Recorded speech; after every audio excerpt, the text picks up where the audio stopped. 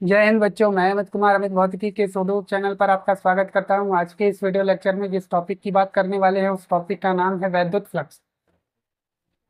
तो वैद्युत फ्लक्स क्या होता है बच्चों, आओ इस चीज को समझते हैं। देखो, मैंने वैद्युत क्षेत्र में एक काल्पनिक पृष्ठ लिया है। वैद्युत क्षेत्र रहेगा तो वैद्युत बल रेखाएं रहेंगी, तो ये मैंने वैद्युत बल रेखाएं प्रदर्शित कर दी है। ठीक है। अब वैद्युत बल रेखाएं जो पृष्ठ के लंबवत गुजर रही हैं, कितनी गुजर रही हैं ध्यान से देखिए, 1, 2, 3 और 4। तो इस काल्पनिक पृष्ठ से कुल 4 वैद्युत बल रेखाएं गुजर रही हैं। कितनी गुजर रही हैं? 4। तो इस पृष्ठ से जो बद्ध फ्लक्स होगा यानी वैद्युत फ्लक्स होगा उसका मान 4 हो जाएगा। तो बच्चों अब देखो, परिभाषा बनाता हूं। वैद्युत क्षेत्र में कहाँ रखा हुआ? वैद्युत क्षेत्र में किसी काल्पनिक पृष्ठ से पृष्ठ के लंबवत, वैद्युत क्षेत्र में किसी काल्पनिक पृष्ठ से पृष्ठ के लंबवत गुजरने वाली कुल वैद्युत बल रेखाओं की संख्या की माप को क्या कहते हैं?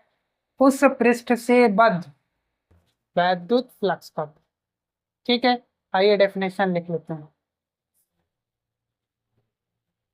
ठीक है बच्चों, तो देखो डेफिनेशन में मैंने लिख दिया वैद्युत क्षेत्र में। ठीक है, तो जो काल्पनिक पृष्ठ है वो कहाँ है? वैद्युत क्षेत्र में। तो वैद्युत क्षेत्र में किसी काल्पनिक पृष्ठ से पृष्ठ के लंबवत, ये जो वैद्युत बल रेखाएं गुजर रही हैं वो पृष्ठ के लंबवत गुजर रही हैं।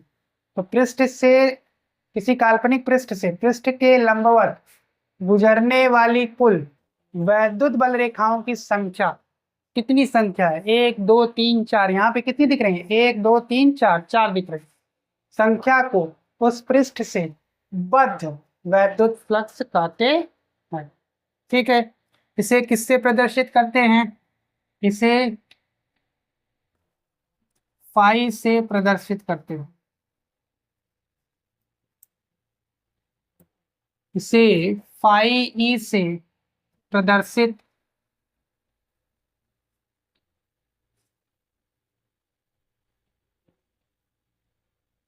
ठीक है।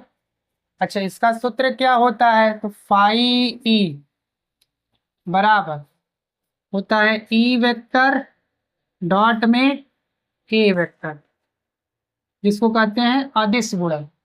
ई वेक्टर और ए वेक्टर का अदिश गुणन। ठीक है। अब ई क्या है? तो वैद्युत क्षेत्र की तीव्रता है। ठीक है, ई वेक्टर। ठीक है, फाई ई बराबर E vector dot A vector. E vector क्या है? तो वैद्युत क्षेत्र की तीव्रता है। ए वेक्टर क्या है? तो काल्पनिक पृष्ठ का क्षेत्रफल सदिश है। ठीक है।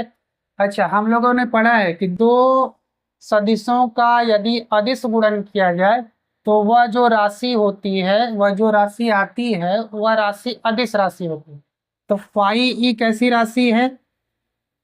एक अदिश राशि है। कैसी राशि है? अदिश राशि है। अच्छा, फाई यानी वैद्युत फ्लक्स की बात कर रहे हैं। फाई ई का मात्रक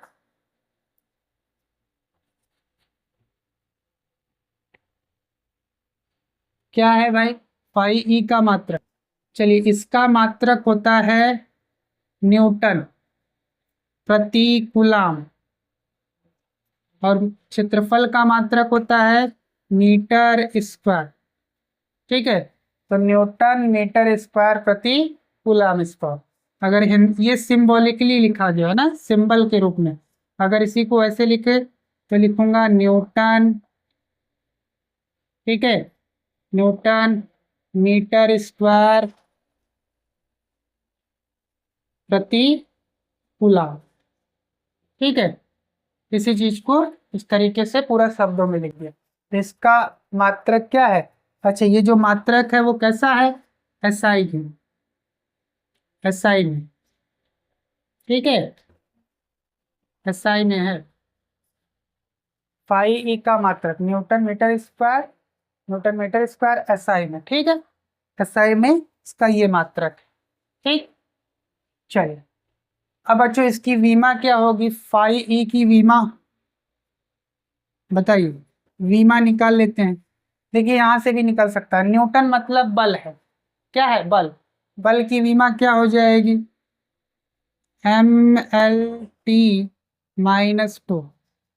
और यहाँ क्या लिखा है, गुणे में लिखा हुआ है, गुणे में मतलब एल स्क्वायर, मीटर स्क्वायर लिखा है ना, तो एल स्क्वायर बटे में कूलाम लिखा है, कूलाम मतलब A into T, A T. ठीक, अब बस कर लीजिए इसको, हो जाएगा तो M L cube, M L cube, ये टी ऊपर जाएगा तो टी -क्यूब, और ये ए ऊपर जाएगा तो ए -1। तो ये इसकी वीमा भी हो गई ml³ t-3 a-1।